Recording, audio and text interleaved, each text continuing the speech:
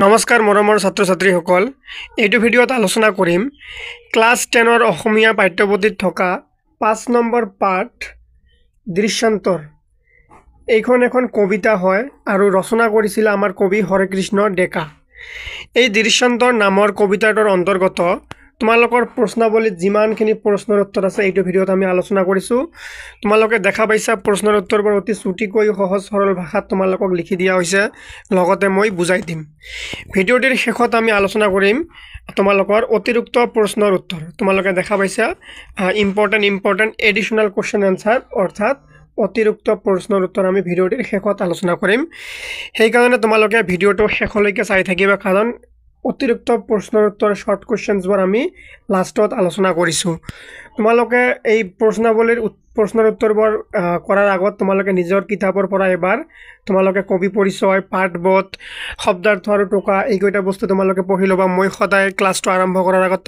তোমালোকক কৈ থাকো তোমালোকে পাঠটো আৰম্ভ কৰাৰ আগত তিনিটা কাম কৰিবা প্ৰথমতে তোমালোকে কবি পৰিচয় পঢ়িবা ইয়াৰ পৰা প্ৰশ্ন আহে তাৰ পিছত তোমালোকে পাঠবোধ পঢ়িবা পাঠবোধ পঢ়িলে তোমালোকে মানে পাঠৰ মূল অৰ্থখিনি বুজি পাবা তেতিয়া তোমালোকে কোৱেশ্চন যদি বনাই দিয়ে তোমালোকে বনাই লিখিব পাৰিবা যদি তোমালোকৰ পাঠটো ভালকে বুজি পোৱা তাৰ পিছত তোমালোকে 3 নম্বৰত কি কৰিবা তোমালোকৰ শব্দাৰ্থ আৰু টোকা আছে এই শব্দাৰ্থ আৰু টোকাৰ পৰা তোমালোকৰ যি সমাৰ্থক শব্দ বিপৰীত শব্দ এইবোৰ শব্দৰ তোমালোকক পৰীক্ষাত সুধি থাকে সেই কাৰণে তোমালোকে এই তিনটা কাম কৰি লবা তাৰ পিছত তোমালোকে প্ৰশ্নাৱলীৰ কামখিনি কৰিবা দেখিবা তোমালোকে অলপ এই প্ৰশ্নবোৰ তোমালোকক অলপ ইজি বা সহজ লাগিব সো স্টুডেন্টস এতিয়া আমি তোমালোকৰ প্ৰশ্নাৱলীৰ প্ৰশ্নৰ উত্তৰবোৰ আলোচনা কৰিম তোমালোকে যদি চেনেলটো এতিয়াও সাবস্ক্ৰাইব কৰা নাই সাবস্ক্ৰাইব কৰি দিবা তোমালোকক পুনৰবাৰ ৰায়মনা ক্লাसेছ ইউটিউব চেনেললৈ স্বাগতম তোমালোকৰ প্ৰশ্নাৱলীৰ প্ৰথমত আছে কি ভাব বিষয়ক মানে কি তোমালোকৰ যি কবিতা আছে কবিতাৰ মূল ভাব কি আছে সেই বিষয়ৰ ওপৰত তোমালোকক প্ৰশ্ন সুধিব এক নম্বৰত দিয়া আছে চমু উত্তৰ দিয়া ঠিক আছে চমু উত্তৰ দিয়া আছে ক নম্বৰ প্ৰশ্ন কবিয়ে কিমান বছৰৰ আগতে মানুহজনক লগ পাইছিল এইটো উত্তৰ হ'ব কবিয়ে 25 বছৰ আগতে মানুহজনক লগ পাইছিল ঠিক আছে নেক্সট খ নম্বৰ প্ৰশ্ন মানুহজনে কিয় নিজৰ ঘৰ বিচাৰি পোৱা নাছিল মানুহজন কুকুৰীকণা আছিল কাৰণে সন্ধিয়াৰ পৰত নিজৰ ঘৰ বিচাৰি পোৱা নাছিল একেবাৰে সহজ হয় তোমালোকে এইবোৰ বস্তু সোনকালে পঢ়ি ভালকৈ শেষ কৰি থব লাগে কাৰণ তোমালোকে পিছত অকল ৰিভিজন কৰিলে হৈ যাব মানুহজনে নিজৰ ঘৰৰ পদুলি কত বিচাৰিছিল উত্তৰ হ'ব মানুহজনে নিজৰ ঘৰৰ পদুলি নিজৰেই নঙলা মুখত বিচাৰিছিল ঘ নম্বৰ প্ৰশ্ন মানুহজনৰ ঘৰৰ দাঁতিত কিহে নমস্কাৰৰ ভংগীত আছিল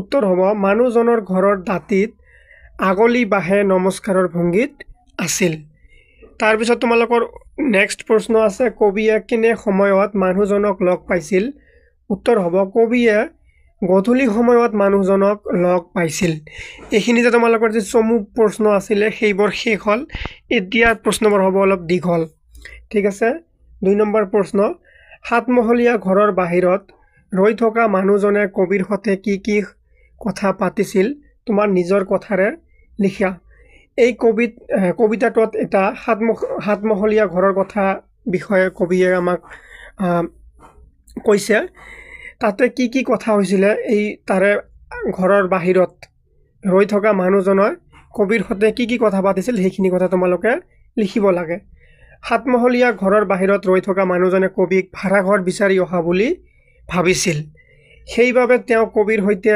সেই সাতমহলীয়া ঘৰটোৰ লগতে কাষৰ অট্টালিকাসমূহৰ কথাও পাতিছিল মনত ৰাখিবা তেওঁৰ ঘৰটোক মানুহজনে কুবেৰৰ মহলাৰ লগত তুলনা কৰিছিল তেওঁ তাত শান্তিত থাকিব নোৱাৰিব বুলি কৈছিল সেই ঘৰটোত কোনো হেন স্বাৰ্থপৰ আন্তৰিকতাহীন লোকহে বাস কৰে তেওঁলোকে কাৰো সুখ দুখ হেন বুজি নাপায় আনকি কাৰোবাৰ মৃত্যু হলেও দাহ কৰিবলৈ মানুহ আগবাঢ়ি নাহে অতি চুটিকৈ লিখি দিয়া হৈছে ঠিক আছে বেছি ডাঙৰ কৰা হোৱা নাই মানে ইমানখিনি লিখিলে তোমালোকে 2 মাৰ্কস আহক 3 মাৰ্কস আহক তোমালোকে আৰামছে পাই যাবা তাৰ পিছত তোমালোকৰ আছে আটাইতকৈ ইম্পৰ্টেণ্ট প্ৰশ্ন দৃষ্টান্তৰ কবিতাটোৰ মূল ভাৱ লিখা।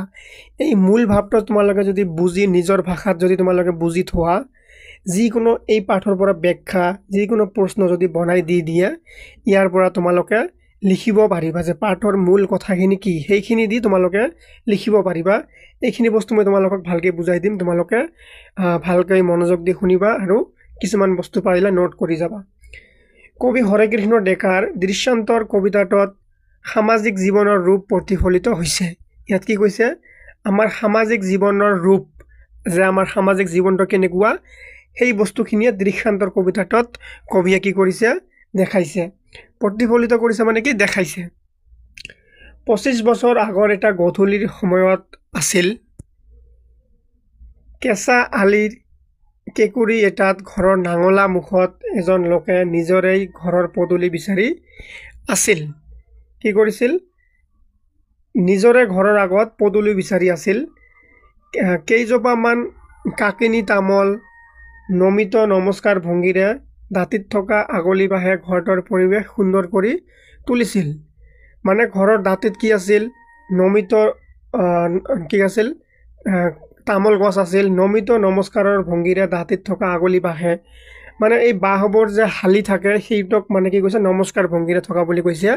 আৰু এই তামোল গছ বাঁহৰ এই বাঁহ এইবোৰ কি কৰিছে, পৰিৱেশটো সুন্দৰ কৰি তুলিছে। তাতে আকৌ পূৰ্ণিমাৰ জোনেও গধূলিটো ফটফটীয়া কৰি তুলিছে। আৰু পূৰ্ণিমাৰ জোন কি কৰিছে, অলপ পোহৰ বা ফটফটীয়া কৰি তুলিছে। সেই গধূলি সময়ত কবিয়ে লগ পাইছিল সেই সুন্দৰ ঘৰটোৰ বাসিন্দাজনক। কবিয়ে লগ পাইছিল কাক, এই ঘৰৰ বাসিন্দাজনক। এই এইটো যেটা কি আছিল, এটা সাতমহলীয়া ঘৰ আছিল যে, সেইটোৰ কাক লগ পাইছিল, বাসিন্দাজনক লগ পাইছিল। সেই ঘৰটোৰ বাসিন্দা মানুহজন আছিল কি, কুকুৰীগনা ৰোগত আক্ৰান্ত আছিল। কবিয়ে মানুহজনৰ হাতত ধৰি ঘৰটোলৈ আগবঢ়াই দিছিল। মানুহজনে যদিও গধূলি দেখাত কষ্ট পাইছিল, তেওঁ কিন্তু মনেৰে সুখী আছিল। সেইবাবে কবিয়ে শান্তিৰ বিৰাজ কৰাৰ কথা ক'বলৈ পাহৰা নাছিল। তাৰপিছত কি কৈছে, এতিয়া মেইন কথাখিনি তোমালোকে পাবা।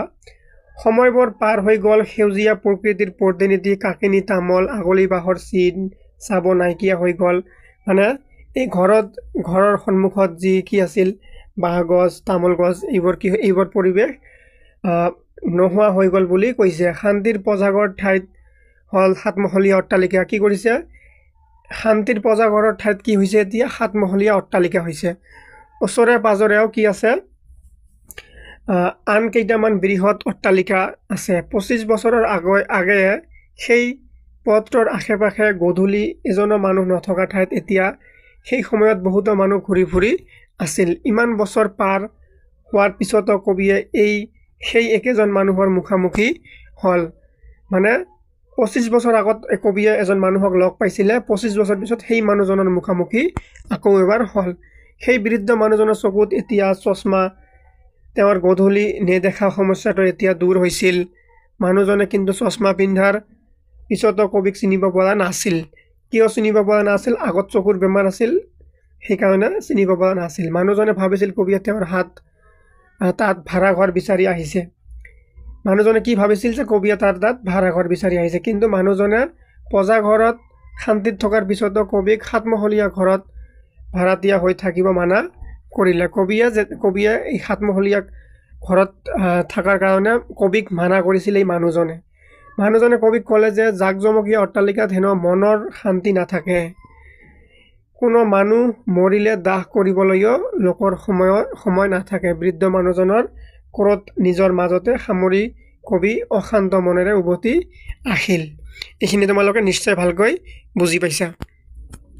এতিয়া কি আছে তোমালোকৰ, এইটো ব্যাখ্যাই হ'ব।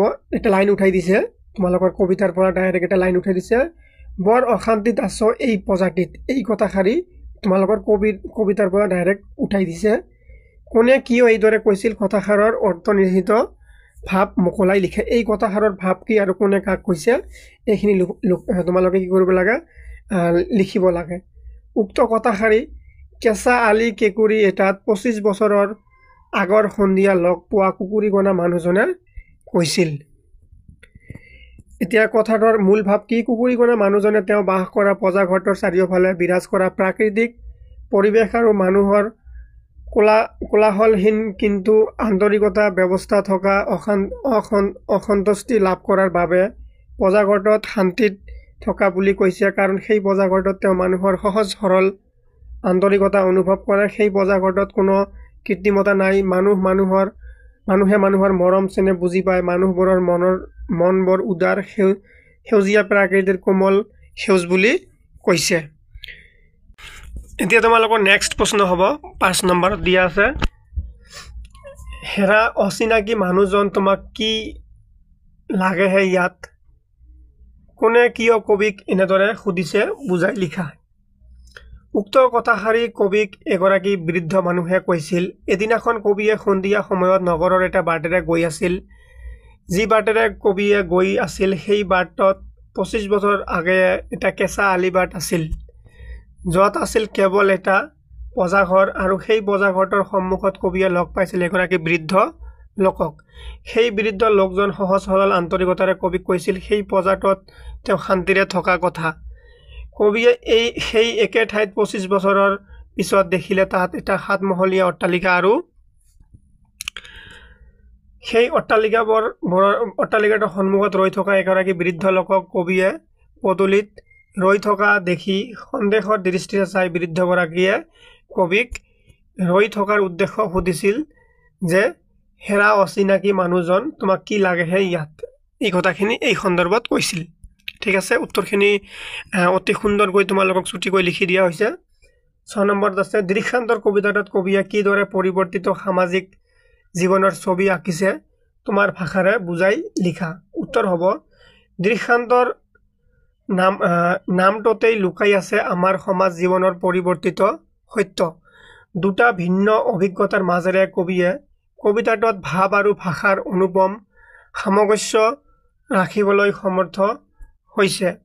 কবিতাটোত কবিৰ মতে এটা সময়ত গাঁৱৰ মানুহবোৰে এটা মুকলিমূৰীয়া পৰিৱেশত বাস কৰিছিল, য'ত মুক্ত বতাহ পাইছিল। প্ৰকৃতিৰ সেউজীয়া পৰিৱেশবোৰে মানুহক পঁজাঘৰত থাকিও উশাহ ল'বৰ বাবে সতেজ অক্সিজেন যোগান ধৰিছিল। পঁজাঘৰত থাকিও মানুহে মৰম চেনেহ আদিৰ মাজেৰে শান্তিত সময় কটাইছিল। সময় বাগৰাৰ লগে লগে গ্ৰাম্য জীৱন যেন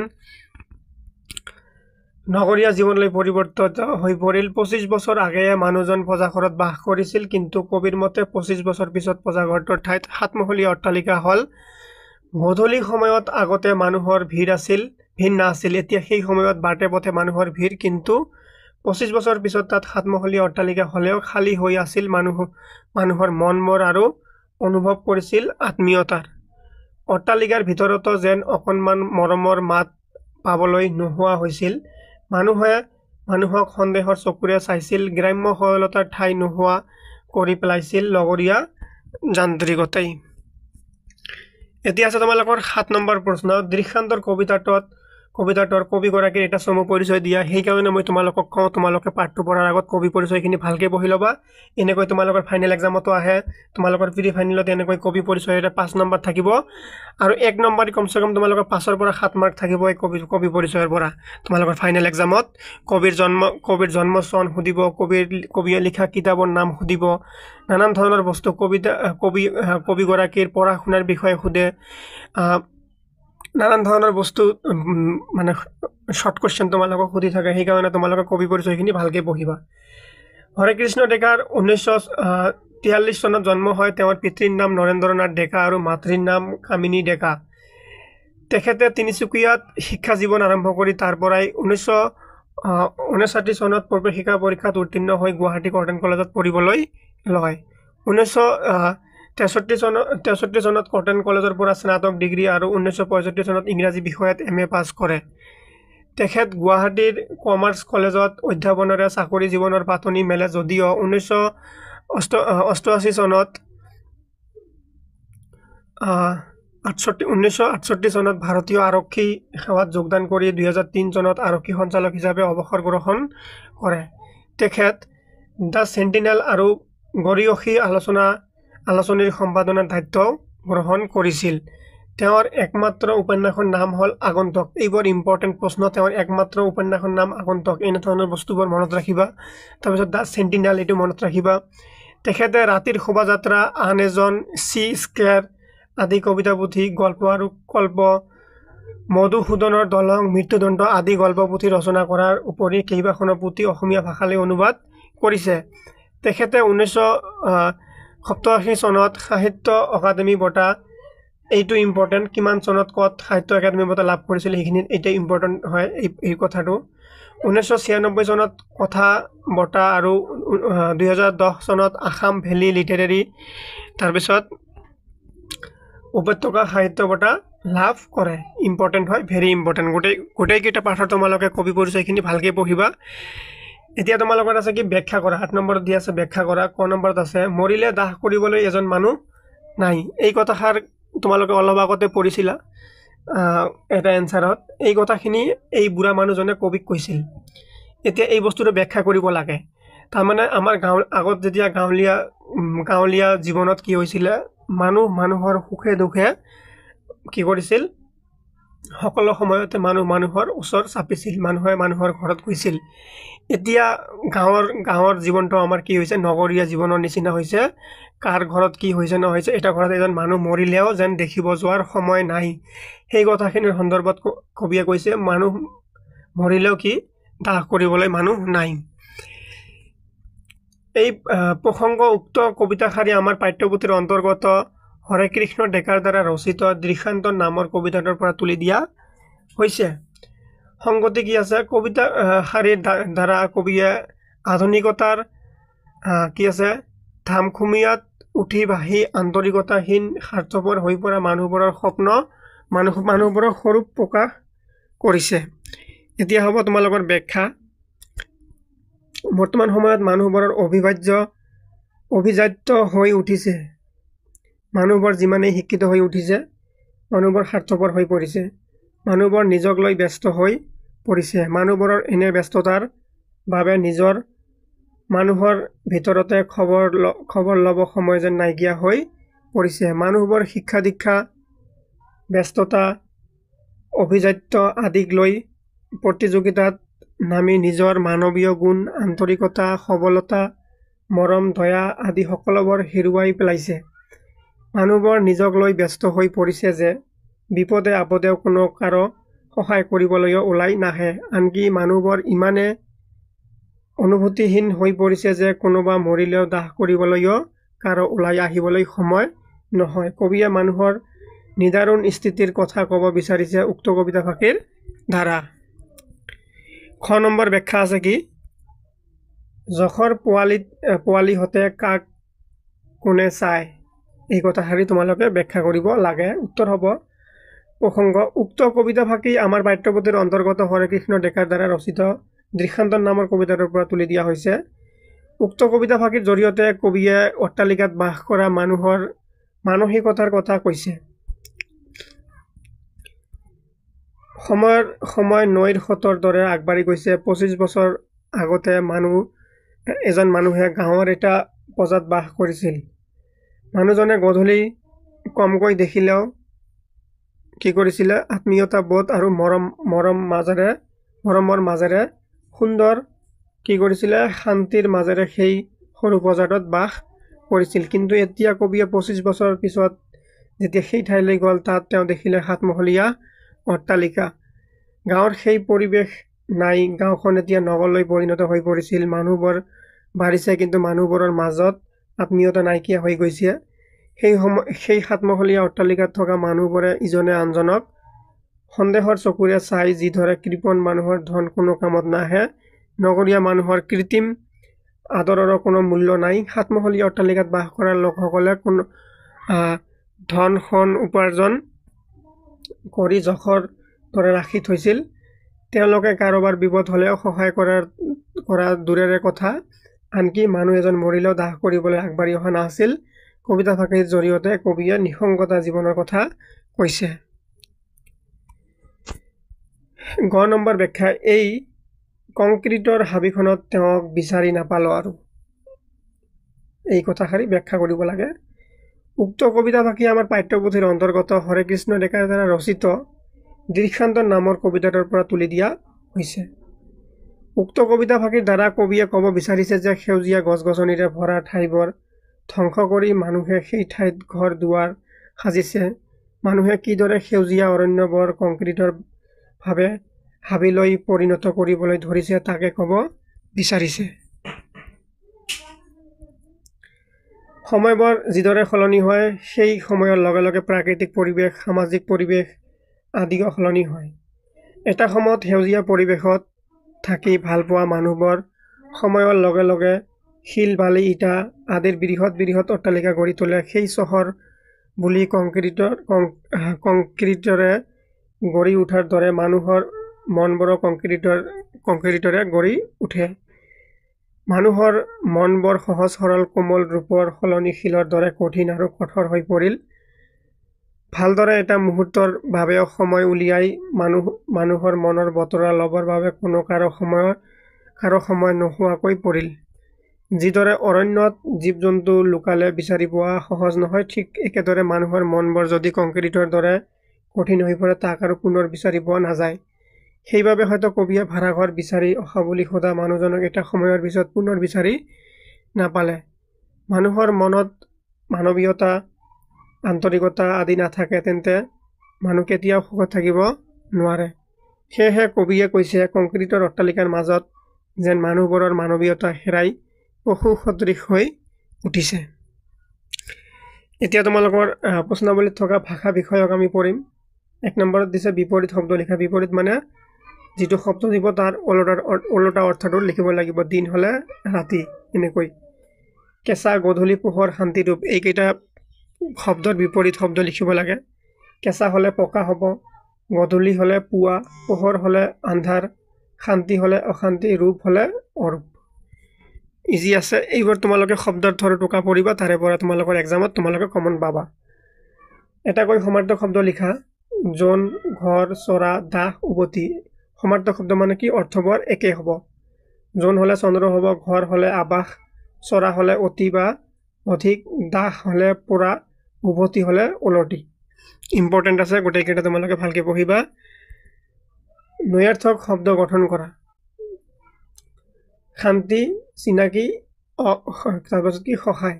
এইকেইটা বস্তুক নৈয়াৰ্থক বা নাবোধক কৰিব লাগে। শান্তি হ'লে কি হ'ব? অশান্তি। চিনাকি হ'লে অচিনাকি, সহায় হ'লে অসহায়। তাৰপিছত তোমালোকে আছে নমস্কাৰ শব্দটো ভাঙিলে এনে হ'ব। নমযোগ কাৰ, নমস্কাৰ। এনেদৰে আনচাৰিটা শব্দ সন্ধি ভাঙা। পুৰযোগ কাৰ, পুৰস্কাৰ। পৰিযোগ কাৰ, পৰিষ্কাৰ। নিৰ্যোগ উপায়, নিৰুপায়। বহিৰ্যোগ কাৰ, বহিষ্কাৰ। এতিয়া আমি পঢ়িম তোমালোকৰ কেইটামান ইম্পৰ্টেণ্ট এডিশ্যনেল কুৱেশ্যন এনচাৰ বা অতিৰিক্ত প্ৰশ্নৰ উত্তৰ বুলি তোমালোকে ক'ব পাৰা। হৰে কৃষ্ণ ডেকাই কিমান চনত জন্মগ্ৰহণ কৰিছিল? 1943 চনত জন্মগ্ৰহণ কৰিছিল। হৰে কৃষ্ণ ডেকাৰ একমাত্ৰ উপন্যাসখনৰ নাম কি? আগন্তুক। মনত ৰাখিবা, আগন্তুক। এইবোৰ বস্তু ইম্পৰ্টেণ্ট কাৰণে মই তোমালোকক আকৌ এবাৰ দিছোঁ। হৰে কৃষ্ণ ডেকা কোনখন কাকত সম্পাদক আছিল? কোনখন কাকত সম্পাদক আছিল? The sentinel. তাৰপিছত কি আছে? হৰে কৃষ্ণ ডেকাই কিমান চনত সাহিত্য অকাডেমী বঁটা লাভ কৰে? 1987 বা 1900।